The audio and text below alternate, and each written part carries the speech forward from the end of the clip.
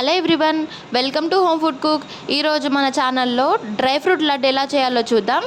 ముందుగా dry fruits అన్నీ శుభ్రంగా తుడుచుకొని పెట్టుకోండి. ఒక కాటన్ క్లాత్ లేదా టిష్యూ పేపర్ సహాయంతో తుడుచుకున్న తర్వాత ఇలా వీడియోలో చూపిస్తున్నట్లు చిన్న చిన్న ముక్కలుగా కట్ చేసుకొని పెట్టుకోండి. ఇది కొంచెం టైం టేకన్ ప్రాసెసే. సో ఒక టిప్ ఏంటంటే, మీరు ఎప్పుడైతే చేయాలనుకుంటున్నారో ఒక నెక్స్ట్ డే బిఫోరే కట్ చేసుకొని పెట్టుకోండి. సో ఈజీగా అయిపోతుంది. నేను ఇలా ముందు రోజు ఈవినింగ్ కట్ చేసుకొని, నేను చేసిన మిస్టేక్ తెలియాలంటే వీడియో లాస్ట్ వరకు చూడండి. ఎయిర్ టైట్ కవర్స్లో పెట్టుకోండి. సో కొబ్బరి కూడా తురిమి పెట్టుకోండి. ఇలా డ్రై ఫ్రూట్స్ అన్నీ నెయ్యిలో వేయించుకోవాలన్నమాట. ఫస్ట్ బాదం వేయించుకుంటున్నాను. అన్ని కలిపి అయితే అసలు వేయించుకోకూడదు, సపరేట్గానే వేయించుకోవాలి. లేదంటే కొన్ని త్వరగా వేగేవి ఉంటాయి, కొన్ని త్వరగా వేగవు.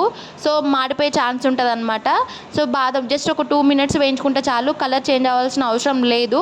2 minutes వేయించిన తర్వాత ఇక్కడ నేను జాజికాయ పౌడర్ వేస్తున్నాను.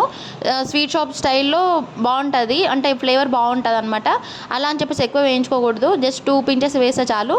నెక్స్ట్ కాజు వేయించుకుంటున్నాను. సో బాదం వేగడం అయిపోయింది. అలాగే మిగతా డ్రై ఫ్రూట్స్ అన్నీ వేయించుకోవాలి. ఇక్కడ కొబ్బరి నేను డైరెక్ట్ వేయించట్లేదు, ఎందుకంటే డైరెక్ట్ వేయిస్తే మాడిపోయే ఛాన్స్ ఉంటుందని చెప్పేసి నేను ఆల్రెడీ ఫ్రై అయిపోయిన డ్రై ఫ్రూట్స్లో కొన్ని సెకండ్స్ మాత్రమే ఫ్రై చేసి పెట్టాను. నేను అన్ని నేతిలోనే వేయించుకోవాలి. ఇక్కడ గసాలు వేయించుకోకూడదు అనమాట డైరెక్ట్గా. ఇవి ఆల్రెడీ వేడిగా ఉన్నాయి కదా, ఆ వేడి సరిపోతుంది. సో కొంచెం దానిపైన కవర్ చేసుకోండి, జస్ట్ అంతే చాలు, ఆ వేడికి చాలు.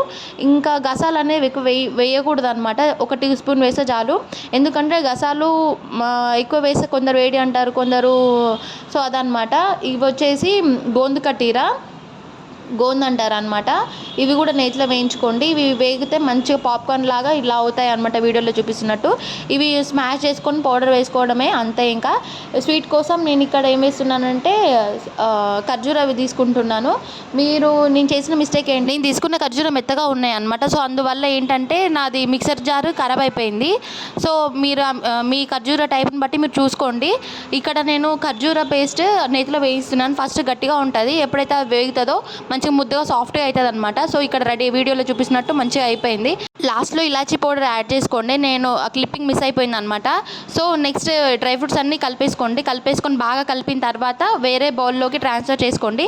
కొంచెం చల్లారిన తర్వాత లడ్డు చుట్టేసుకోండి. అంతేనండి, dry fruit laddu ready. Just cutting మాత్రమే టైం పడుతుంది, మిగతాదంతా టకటకా ప్రాసెస్ అయిపోతుంది. సో అంతేనండి, లడ్డు రెడీ. ఐ హోప్ మీకు ఈ రెసిపీ నచ్చిందని అనుకుంటున్నాను. నచ్చితే మాత్రం ఖచ్చితంగా ట్రై చేసి ఎలా వచ్చిందో కామెంట్ బాక్స్లో చెప్పండి. ఈ రెసిపీ గురించి ఏమైనా డౌట్స్ ఉన్నా, ఏమైనా సజెషన్స్ ఇవ్వాలనుకున్నా కామెంట్ బాక్స్లో చెప్పండి. ఖచ్చితంగా నేను మీ సజెషన్స్ అనేది తీసుకుంటాను. అండ్ లైక్ చేయడం మాత్రం అసలు మర్చిపోవద్దు. ప్లీజ్ లైక్ చేయండి అండ్ సబ్స్క్రైబ్ చేయండి. థ్యాంక్ యూ అండి. Thank you for watching. Please do support my channel. Thank you.